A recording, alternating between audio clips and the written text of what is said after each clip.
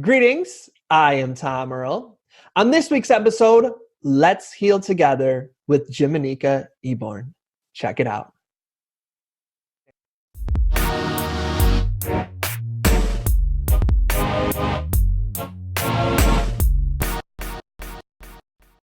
Greetings, Tom Earl here. Just before we jump into today's episode with my amazing guest, Jimanekia Eborn, I do want to let you know that we do talk about trauma, assault, and other things that might bring some things up for people. So just want to give you awareness of that. And of course, if anything does come out, I recommend that you use any resources that you have. Is there anything you want to add to that, Jimanekia?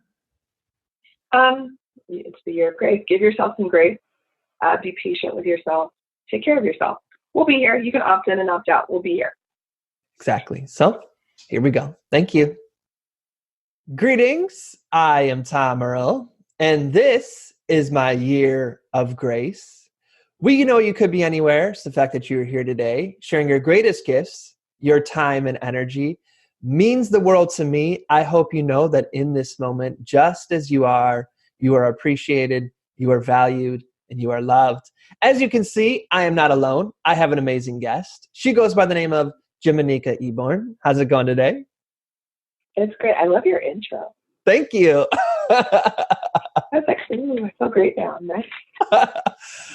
Always when I teach people how to start a podcast or video, I'm like, memorize your intro and outro and everything else is easy. But those are the two most awkward moments that it's like, how do I start? That's fair. That's fair. So do you mind if I introduce you to the people out there via reading your bio? No, I love hearing people talk about it sometimes. Okay, here we go. Jimanekia Eborn is a queer media consultant, comprehensive sex educator, and sexual assault and trauma expert. She is the host of Trauma Queen, a podcast mini-series for survivors of assault and our allies. The podcast focuses on uplifting voices in all communities and exploring our collective journey to healing. Jimanekia has worked in mental health for the last 10 years, which is where she saw the need for sexual education and sexual trauma support. This has led to her passion for assisting and supporting those that are sexual assault survivors and those without access to comprehensive sex education. Her compassion and passion for these populations has pushed her to continue building safe spaces for clientele, sharing education, and supporting their mental spaces. It's powerful. Doing amazing work. I sound cool. You are cool, from what I can tell. I'm like, oh. So I always like to start by sharing, kind of pointing out that your bio is absolutely amazing. And there's only so much we can contain in a bio. So what are those things that maybe only friends or people who actually get to interact with you would know that a bio can't contain? That I am an ambivert. People will look at my social media and think I'm out partying. No, most of the time I'm inside in my bed watching wrestling. That's a fun fact. I love professional wrestling. I stress cook. So that's always fun. And also that my career has been a surprise for all of us, but that the further along it's been going is that it has just been like a natural gift. It hasn't been forced. It hasn't been questioned. It's just been unfolding. And sometimes I'm like, there's people like, how'd you get into this? And I'm like, I made it up because I felt that it wasn't existing, especially in sex ed. People are always talking about the pleasure and the toys and the fun. And my friends know, I was like, I don't feel like this is me. I'm not connected to this. And then I was like, well, what I am connected to is helping people and survivors and getting to the point to actually have all the fun, pleasurable sex. So my friends would be like, she makes things up that they make things up that works well and does a lot of needed work. Also, they would say that I need to rest more and stop doing so many things. Like this podcast with this guy named Tom. But I took a month first before I said yes. So that was good for me. Yes. What was the word that you used? It wasn't introvert, but it sounded like it. Oh, ambivert. What's that? So it's an individual that does like, that can go out and hang out, but then they're like, all right, that's enough, I have to leave. So naturally, if I'm doing like conferences and I'm speaking, like I can do all that, but then I have to go to my room and recharge alone. I am that too. Yes. What's amrivert? Mm-hmm. Oh, it's like introvert, extrovert? Yeah.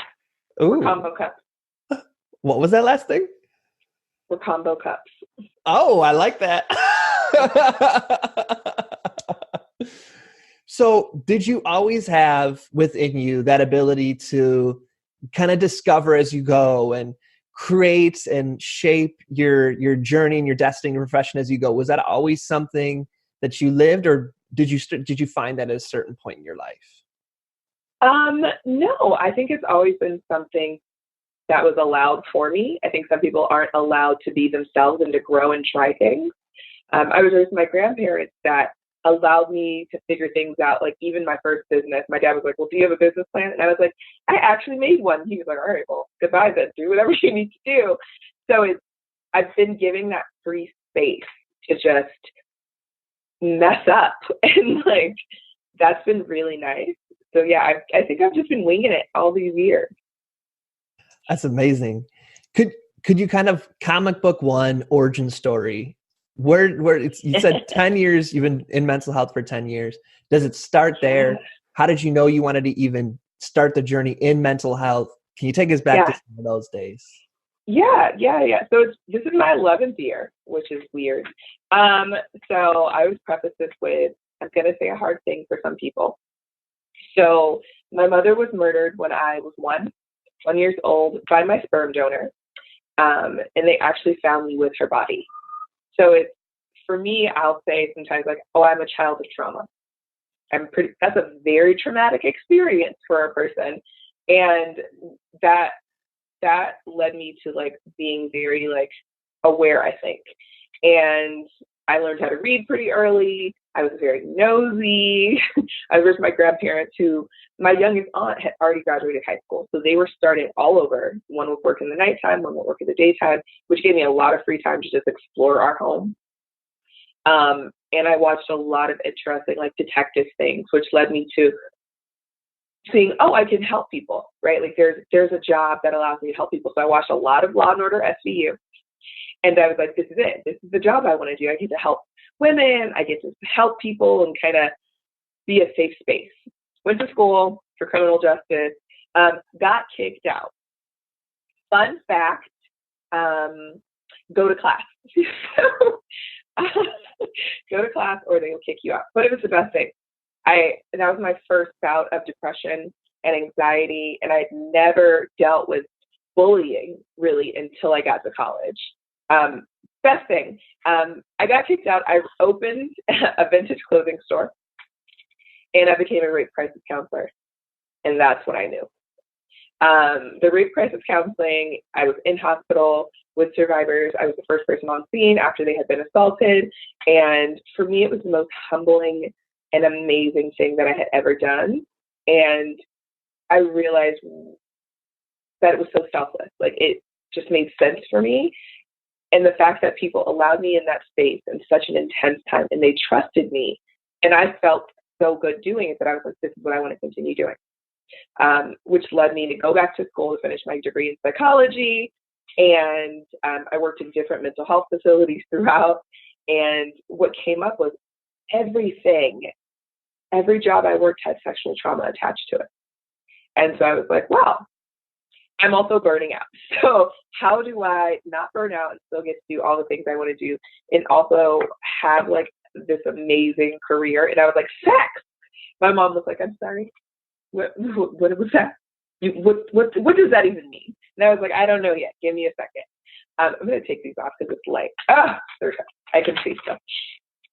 And so I was like, sex, let's figure it out. And that's kind of where we got here. I got to combine my love of helping people and talking about fun things that people want to talk about and the things that people need to talk about. Can I ask a side question? Please. Ask all the question. Because I do branding and business development coaching. That was like one of the best origin story summaries in such a comprehensive way that flowed so nicely. I was like, I'm sending this to like this person and this person, like, take notes. Please listen. This isn't my first rodeo. I've gotten this down, but it's real though. People are like, "Is that your real story? Did you make this up?" No, I'm not a Law and Order SVU episode. This is just how I got here. Do you mind? And then we're going to jump into the specifics. Do you mind sharing how you developed telling it in that way? Was it just experience? Did you write it down? Could you answer any part of that? Experience. Experience and like knowing that I needed to just say the thing. I find that a lot of people put a lot of fluff into things and it takes away from the truth. And I also apply that to all of my work. And so it's just like, let me just tell you the thing. It may be rough, it may be hard to hear, but this is it. The other interesting thing is I've never heard this from someone else, but this was my experience. I also didn't experience bullying until college. See, people were like high school, middle school, and I was like, nah. How did, if you don't mind me asking, just because the connection, how did that, do you think, impact your experience in college? Depression and anxiety. That's how it impacted it. It also was such a shell shock. Like, I was predominantly raised in white neighborhoods. And so going to this college, it was a shell shock of being around so many people of color. So I was just like, oh my God, look at all of this. And then I had friends where I don't think I had ever experienced like jealousy, aggression in like a passive aggressive way, and the bullying, but it was like, it wasn't necessarily like direct bullying. It was like passive bullying. And so for me, it led to a lot of self-doubt and confusion and feeling more like being that person that's in a party with hundreds of people and feeling so isolated and unseen and unheard. It's definitely been a lot of unlearning and knowing that was never about me. It was about other people. So it's been a journey. It's been I wouldn't do my 20s again. Let's just say that. Nah. I'm with you. Oh. So what do you think are the conversations that we need to be having but are not being had around sex education? Oh, I think what we are so stuck on is telling the kids to not have sex. We all got here because someone had the sex, right? So I think the conversations that aren't being had is one about pleasure, about the fact that around sex is you can utilize yeses and nos and feel good about that. I also think what's not being talked about is STIs enough. In a form, they talk about it, but it's in like such a scary way. Like, let's talk about realistic things. Like, let's talk about, a lot of people have herpes and you can function and you'll be okay. Versus, you're going to get herpes and your body parts are going to start falling off. Like, no, they're not. Like, having real honest conversations, I think, is so underrepresented. For parents or people who work with young people, like, I know my dad, sorry dad, calling me out, was like, we'll have that conversation one day. But I think it was just too awkward for him. So we never did. What do you, I know. So it's like most kids, you figured out, or you hear like bullshit advice from people that are your peers who also don't know. It's like terrible. So you're all confused together. Good Lord. But think you know exactly what's right. What's your advice? How would you say to start the conversation? What would you say to be in the conversation? Is there any kind of like details like that you can provide? Yeah, I think first acknowledging, if you're having these conversations with young adults, that someone has already had the conversation with them, probably another child. So you're going to probably, if you ask them, which is the next thing, you're probably going to hear some things and be like, oh no, don't do that. But I think meeting your kids where they are and actually asking them, what do you know? Right? And acknowledging that they may know things. And some kids don't, like all kids don't, or all young adults don't. But there's a huge chance, especially in this time frame. This right here is a gateway to the world, right? And other kids and the internet. But like asking kids like, hey, so do you want to have a talk about sex? And stop calling it the birds and the bees. Let's use real words, everyone. Like, do you want to talk about sex or intercourse? And if they say no, respect that and be like, okay, whenever you want to talk about it, just know like I'm ready and willing. And I may not know everything. And if I don't, I will do my best to figure out the answers. So that's also role modeling that you don't know everything and it's okay. Asking them where they are, it allows you to respect them and they'll see that. And it gives them the space to know that you're ready to listen and be honest with them. Because they may know that you're lying and they may never trust you. I always say, if you can get your kids to talk to you about sex, you just open the floodgates to like, they may tell you amazing things and like trust you with such things, and that provides such groundwork in your relationship. That's powerful. I love starting from the place of like, they have knowledge too. Like they're not just cups to be poured into. I like that. Yeah. Can you go a little bit more deeper on when you were saying starting with teaching about yes and no? Yes. I love yeses and nos. I don't think any of us at our age were ever taught that you're allowed to really say yes and no. Femme-identified folks are predominantly taught to be cute and quiet and respectful. And that kind of takes away their autonomy to say, no, I don't like that. Pass, skip. And I think allowing people to feel comfortable that they're going to be seen and heard and respected with yes and no's allows them to just even maneuver through regular life. So can I tell you this activity that I do to help kids say yes and no? Okay. So I do an activity with kids, and it's one of my favorite things to do, and it gets real weird. I also do it when I speak at colleges. So you have two people. You have a listener and a speaker. Your listener is just going to sit there for now. Your speaker is going to ask them questions, okay, in just whatever question. And with kids, it gets real wild. You got to rein them in. And your listener is going to respond yes to whatever they ask. Doesn't matter what it is, they say yes. So the goal of it is to allow them to utilize this word and start to build up like a body connection to it. It allows them to feel what that feels like in their body. So if someone asks you, do you want to do drugs? And you're like, oh, what do I say? And you know in your body someone has asked you this and you're like, that gut feeling was to say no. You can say it automatically, so you don't have to think about it. So you switch partners, and then the speaker becomes the listener, the listener becomes the speaker, and then you do the same thing with no's. Like, do you want to have sex for $1 million? Some people do, maybe, I don't know. But if you say no, you're like, no, I'm good. You know, again, what that feels like in your body. So practicing, what I say with when I'm doing it with people, I'm like, practice what it feels like to say yes to things you want to say yes to, and to say yes to things you don't want to say yes to. So you know in your body, and somatically, once you start feeling that awkwardness, you don't have to question it. You can just, no, I hate this. I know what that sounds like. And none of us were taught that in older ages. I know I wasn't. I'm 32. I've never been taught how to say yes and no. And I think that may stop some things. I'm not saying it's going to start stopping all sexual assault or anything, but it also affirms in us. And again, you can utilize yeses and nos in just work and life and friendships and these type of relationships. And it affirms strength within us. That's powerful. I love that.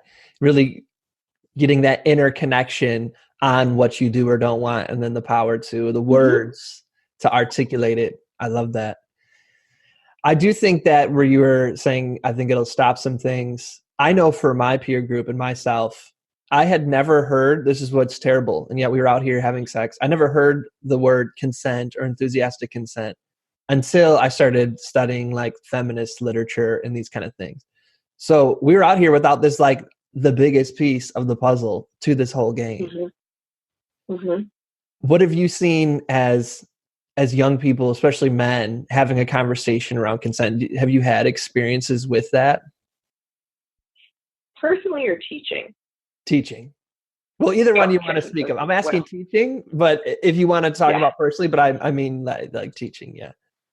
I think, and I know that teaching, because I teach 4th grade through 12th grade also, and not also in colleges and all things. I think it's so interesting the way these kids are having these conversations now. I'm so hopeful. Like, some people are like, there's no hope. And I was like, oh, you haven't been hanging out with high school kids. They are brilliant. Their brains, I'm like, oh, you get this. You're right. Like, I've met kids that were like, we didn't have sex ed in my school, so I did research and created my own panel and created a book so we can talk about this stuff. I think nowadays that they're having the actual conversation. Do I think everyone gets it? No. Do I think some people are like, you're just attacking us and not letting us have space? Yes. But I do believe that they are starting to get it way more than our generation. I feel like our generation is like, well, it makes me uncomfortable. It makes me feel unsafe. And I'm like, how? Do you feel unsafe, or are you just nervous? They may feel similar in your body, but let's sit back and identify like what that feeling really is. Like being scared versus like, I feel unsafe or I feel scared. Which one? Does that mean you need to call someone, or do you need to take a step back? And like personally, it's so interesting because again, our generation wasn't taught that. So some people are like, well, I hate checking in and asking questions because it feels unsexy. And I'm like, you know what feels safe and sexy? You asking me if I actually want to do a thing. Look at there. And so I'm excited for the youth to actually be having these conversations and being like, no, like I don't like this and I'm not going to do this, and like forcing these conversations. So I'm excited about the youth. Our age, the above age, it's a working thing because people don't necessarily want to unlearn things or do the work. And I know that you also do this kind of work with an intersectional mindset. Mm-hmm. What do you think is the importance, or how does the conversation change when we're taking an intersectional approach rather than one size fits all for everyone? I think also knowing that different people carry different traumas daily within them, I think is extremely important. Like they're like, oh, everyone's the same. I'm like, no, they're not. Black women, Black folks walk around with a different set of trauma within us. We walk around with the fact of knowing that there may be someone that we don't see that is watching us in a sense of ready to attack us or ready to touch our bodies because we're over-sexualized. So I think being honest when we have these classes is, yes, we need to respect everyone, correct, but also understanding that different people have different stories and walk through this world differently. Having those conversations, also LGBTQ folks, right? Like I'm the Q in the LGBTQ.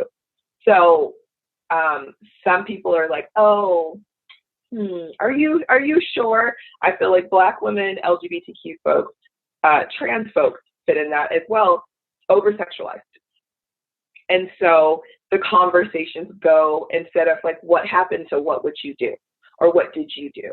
So I think also when we're having these conversations, be mindful of the language that we're using and being patient to understanding other people's journeys of your own, other person's journeys that are not your own.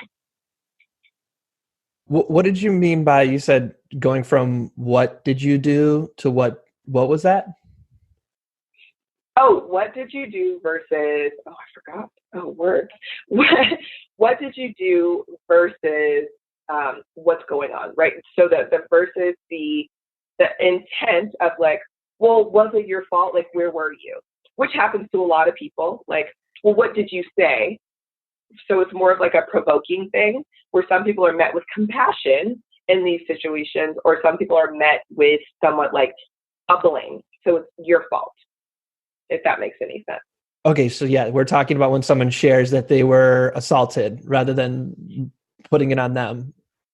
Assaulted, or just like a racist term, or followed in a store, or I mean, just an argument. Like if I'm arguing with someone because I'm feeling like someone has just utilized a microaggression against me, and I'm like, that's not okay. And they're like, well, I mean, you shouldn't have worn that then. Like, I'm sorry, like, or you shouldn't have done this. So, and again, that can follow across the spectrum of different types of identity.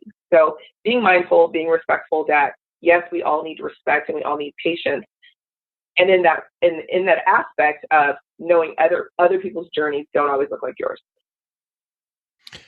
So what are some ways that we can approach trauma and talk about healing trauma in a way that's empowering rather than re-traumatizing or victim blaming? A real simple question for you. I was like, okay. One of my favorite things is to tell people is, how about we talk to people and not talk at people? It's the first thing. People are like, what does that mean? How about if you're having a tough conversation, let's adjust our tone. Let's adjust the verbiage that we're using. Let's not stand over people. Let's sit with them. And asking people what they need versus telling people what they need. I can answer simply though. So asking people what they need and knowing also some people don't know what they need, but allowing people to opt in versus forcing it upon people also allows for survivors to start taking some things back. When you're sexually assaulted, this is done against your will. When you were raped, this is done against your will. So allowing them to take some of that power back and be like, what do you need? How can I help you? And if they're like, I don't know, okay, is it okay if I sit here? Is it okay if I give you my phone number when you are ready to talk? Stop forcing like, well, I saw yesterday on Law and Order that this happened, and so this is the exact way that I'm going to help you. And one size doesn't fit all with survivors. One size doesn't fit all with LGBTQ folks or different types of marginalized identities. So actually meeting people where they are in all aspects of life and stop forcing our views onto people and stop trying to tell someone else's narrative. I think that is how we start having better conversations and finding ways that we can actually support people and stop making things about making things about us. How about say ourselves? Making things about us. I find that a lot of times when people are like, well, I want to help this person. Okay, do they want your help? Like, are you just trying to put your little cape on and be like, well, I'm a good person because I've seen this and it makes me sick. Like, I'm a good person, so why won't you let me help you? I don't want it. I don't need that right now.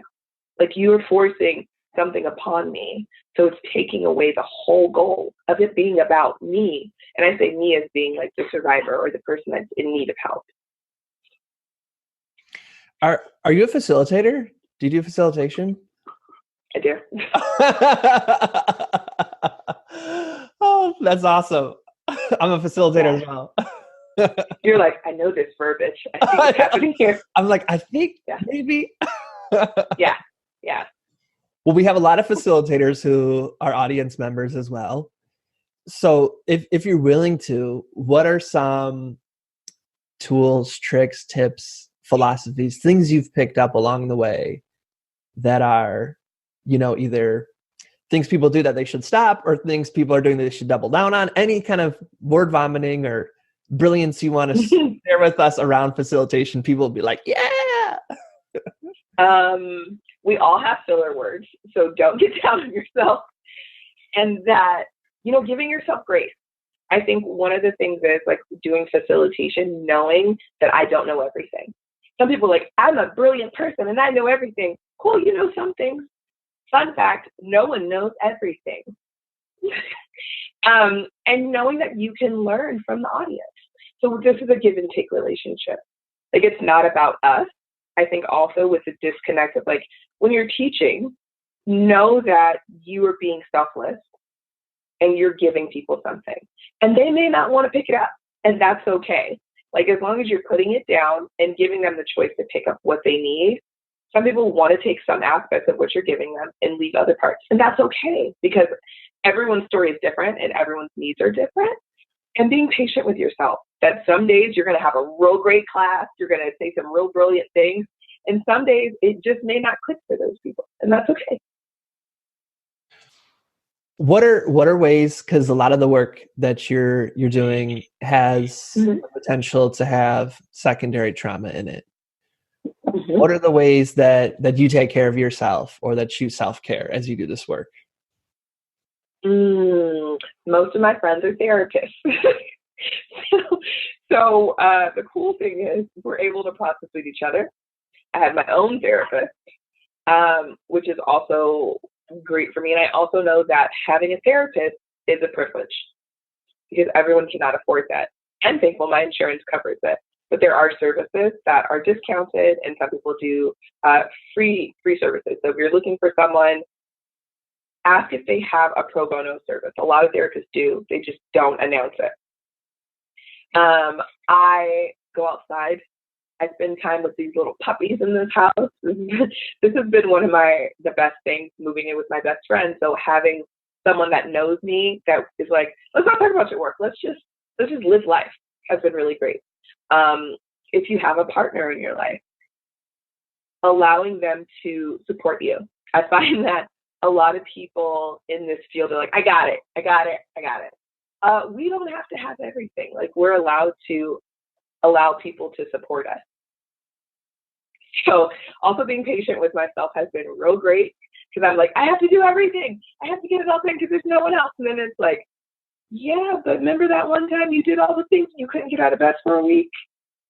Let's not do that again.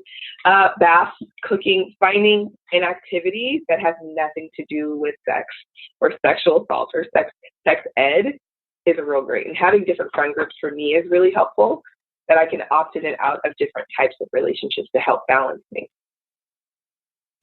You had talked earlier about when you work with young people, or people are saying like, oh, the world's going crazy, it's going to end. You're like, oh, you must not work with young people. Is there any sort of philosophy or anything you have that keeps kind of your hope or belief in people alive, especially when you're doing such tough work? Sometimes with my work, sometimes I struggle having hope, and that's a real statement. Some days I'm like, this place is fucked up. So what allows me to have hope is opting out of social media a lot and having boundaries around that for myself. And then working with people that want the information. So again, going back to working with teenagers, like, they're hungry. They are hungry for truth. And a lot of school settings, I'm going to say something to piss some people off. Yay. A lot of schools are built upon white supremacy.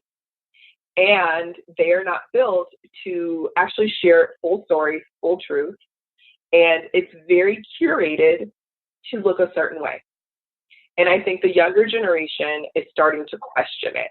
And they're like, so you're saying y'all didn't take this land from people? Oh, I don't think that's accurate. Or, so you're saying slavery wasn't like real, the Holocaust like was only like a day? Like, they're questioning things. So this gives me hope that they're questioning. They're like, why don't we have sex ed?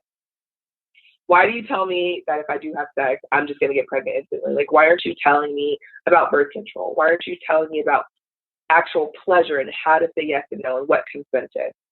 And so it gives me hope that they're so hungry to get it right and to make the changes, because they didn't have it all, but they're getting it. I still think like teenagers are getting better things, like having classes with them. We do like a anonymous question box, and sometimes it's kids just saying, thank you for telling me the truth. Thank you for allowing me to ask questions without guilting me for having the question. So that's what gives me hope, is that they actually ask questions and aren't afraid to fight to get them. I love that. Thank you so much for sharing that with us. Yeah. So what led to the creation of your podcast? Can you tell us a little bit about that? Yes, it's one of my favorite stories. My manager and I, who is my manager, I call them my manager, my friend, and my family, and my manager. So my manager and I were sitting in their kitchen having a meeting, and they had all these notes and papers around, and I was like, hey, so I don't want to teach anymore. And he looked at me and was like, then what are we here for? And like threw papers everywhere. It was the most dramatic thing. I think I sat there for 10 minutes just laughing. And I was like, you are really showing out today. What the hell is going on? And I was like, it's not that I don't want to teach. I love teaching, but I think there's a different way to teach versus sitting in a classroom and being like, here's the thing. And I was like, but I love talking to people and I love, supporting people's journeys and having conversations. So that's how we started talking about a podcast. And I also find that there's a lot of healing in listening to people's stories and telling stories. There's a lot of learning and education and just sometimes letting that person exhale their truth. And so it started out, sorry, my nose. It started out with, well, I just want to talk about sexual assault because no one else is. And then I was like, yes, but there's so many other traumas that people aren't talking about. And we were thinking and sitting around, and I was like, you know what? I only want to talk to a specific group of people. And they're like, cool, what are we doing? And she was like, what does that mean? And I say she and he because my manager uses all pronouns. And I was like, I want to talk to marginalized folks because I find that their stories are often buried or sugar-coated and spun. And I want the nitty-gritty truth. I want to see and talk to people and allow them to tell the bad parts, the good parts, how they got through it, how they're still getting through it, and then also how society is affecting the way they get through it. So we've had 4 seasons. I'm going to try to remember. Sexual assault, survivors of sexual assault. So different types of sexual assault. We've talked about gaslighting. We've talked about just the trauma in Black femmes. And when I say Black femmes, people, they all look different types of bodies, different pronouns. And then we talked about the trauma in sex ed, because sometimes people think this field is so glorious, we're rich and we have all the sex. Inaccurate. So talking about all of those things has been really, really great, and allowing people that look different to share their story so people can find themselves. Like I get emails of like, oh my gosh, finally someone that identifies like me that had a similar thing. And I had this come up and I listened to how they got through it, and that inspired me. Like I get emails and messages, which is so exciting, of you inspired me to get back into therapy. Like I feel safe to ask hard questions to find the person for me versus just being like, this is cringing and I hate it and I feel unsafe, but I have someone. So it's been a journey, it's been a process, and it's so fun. That's wonderful. Do you mind, is there any conversations or a specific moment or something that's come up in the podcast that really stands out to you or was kind of a big moment for you?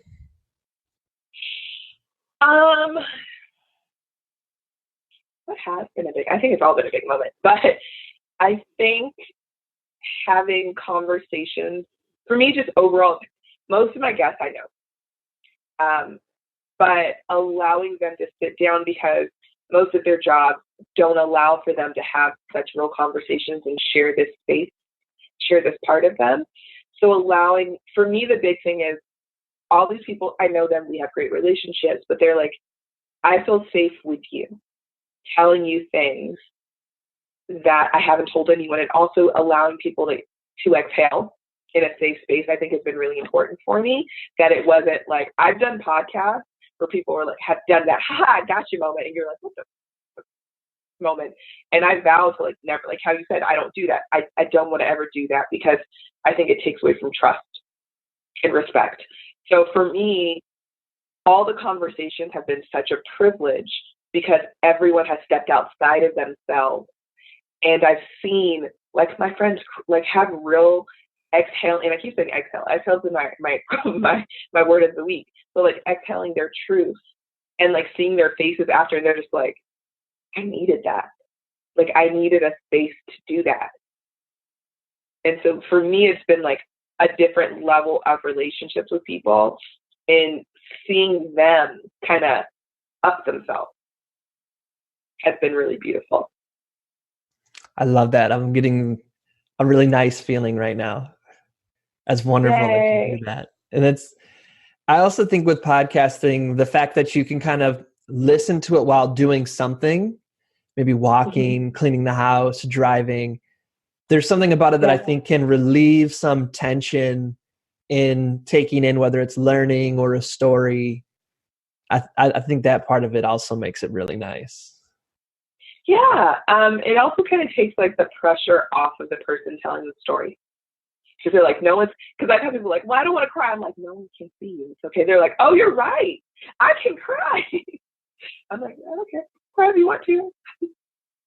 So like, yeah, I love the aspect of doing a podcast and just people's voices. I think there's just something so powerful about voices. Agreed. Definitely. You had mentioned, and I think it's an important thing about talking about sexual assault and trauma and consent and all those things within the workplace. What are the conversations, or how can we, because a lot of the things coming out that have always been happening, but social media is giving voice to around sexual assault, are happening in the workplace. What do you think are steps? What can we be doing? How can we kind of transform the workplace as well to make it safe for people to live and exist and not have this fear of sexual assault or sexism or harassment, those kind of things? I think that people that run the companies need to be honest, that it may not be something you know has happened. It probably has. And stop fighting that you need to have these conversations. A lot of people have that out of sight, out of mind thing. And I'm like, that's not how the world works. That it's going to come out. Why not actually have the scary conversation and allow people to feel safe in their positions, allow people to feel safe in their work? Fun fact, if we feel safe, we can get more work done. You know, new information is wild. But I find that a lot of like the head people are like, well, do we really need to have this conversation and make people feel uncomfortable? Yeah, you do. Because I find that growth comes in uncomfortable, right? Like you're like, oh, this is awkward. That means something's changing. Something's moving within you. But people are avoiding these things. If you don't know it, that's totally fine. You don't have to know everything, but find people that know how to do this. Find people that have trained and done the schooling and the work. I'm still in school. Cool. But finding people that can actually have these conversations with your staff and stop avoiding it, creating an environment that feels safe for people. Again, they're going to want to come to work. They're going to be happy. And it's a win for everyone, honestly. But let's be honest. Shit happens. Shit is real. We cannot stop people from not being the nicest humans and keeping their comments to themselves. So creating a safe space. So getting off your high horse and being like, well, it hasn't happened. I don't want to talk about it, versus let's prevent this. Or if it has happened, let's actually address it and make it known that we don't and we will not tolerate this. Well said. I appreciate that.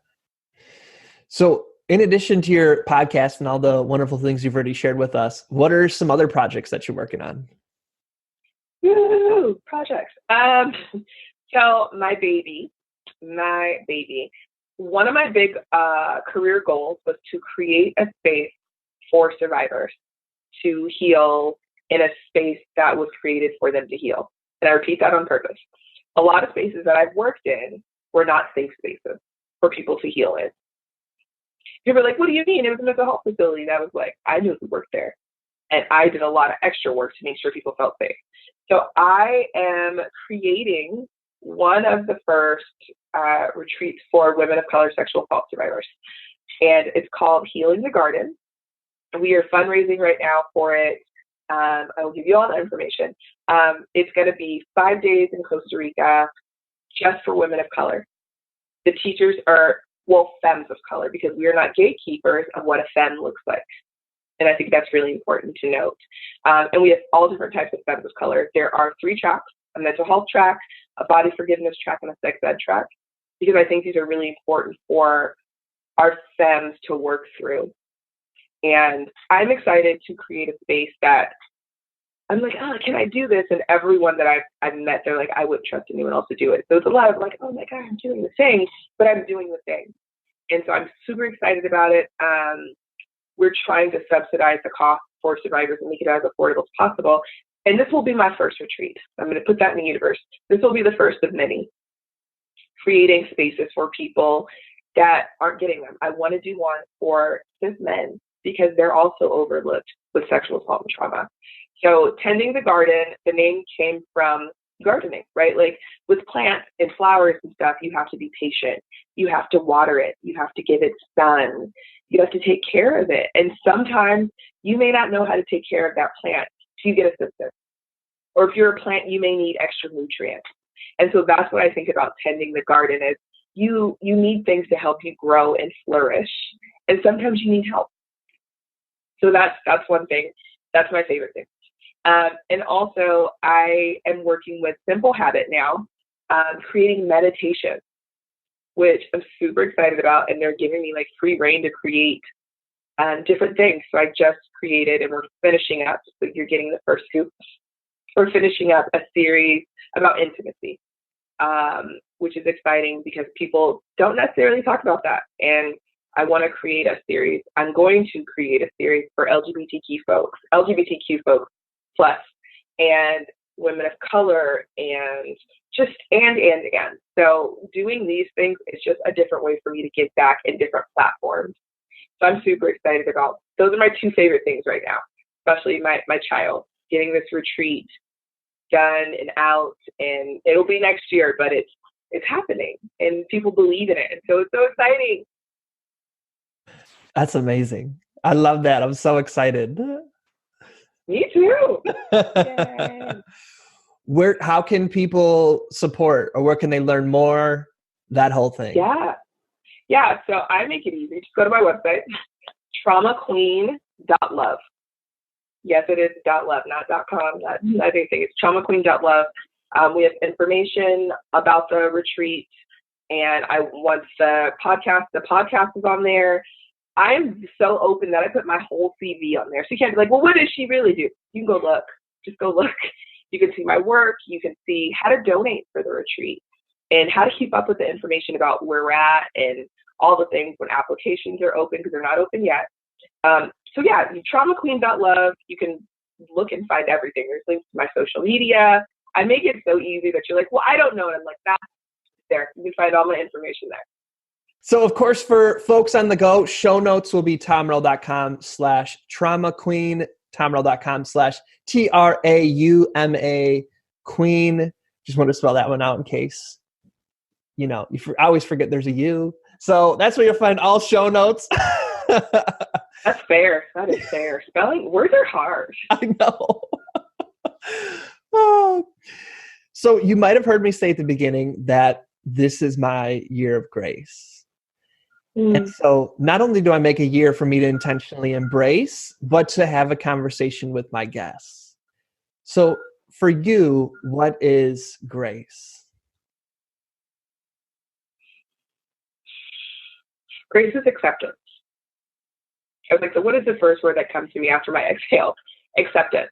And knowledge that I may not get it right the first time, and I may not understand, or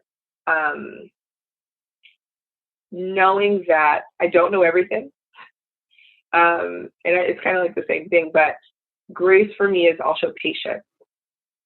Patience with myself and patience with other people. I went to a 10-day, which was really a 12-day silent retreat. And I think that's where I really got into my grace this year, of just being with myself and being honest, and like being like, oh, you messed that up. That was your fault. So giving myself the grace to be like, oh, you messed this up. And it's also the truth of like, you aren't always the best person. You're not always your best you, but you can do better. I love that. Well, I want to thank you so much. This has been such an honor and a pleasure. And I always thank my guests for taking the risk. You don't know me, you get this DM, or your manager did, and saying yes. So I just want to thank you for that. Appreciate it. Thank you. Thank you for having me. Of course. Is there any questions, or is there anything that was on your heart that you wanted to speak to that we haven't given time to?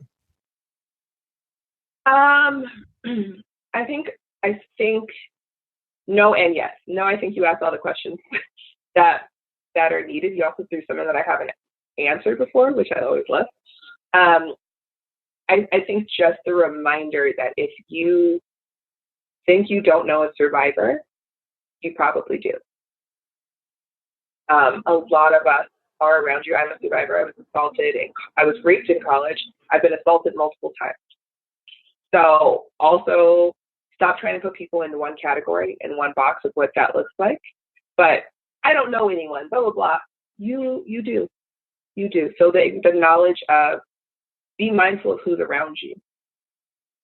Be mindful of your verbiage. Be mindful of how you move through life because it can affect other people. That's powerful. And I can share as well, for folks who don't know, that I'm also a survivor of molestation when I was younger. And also, like 2-3 years ago, I was getting a massage and someone tried to give me a hand job. And when I was telling someone about it, they were like, "That you were assaulted." And I was like, "Oh my God, you're right." And for years, I never went back to get another massage because of it until I was able to give verbiage to it. So I appreciate you saying that.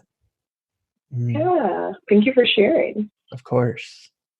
And then I think it's also, before we go, it's also good to acknowledge it. Don't try to put things on people because sometimes we don't know and let us process it.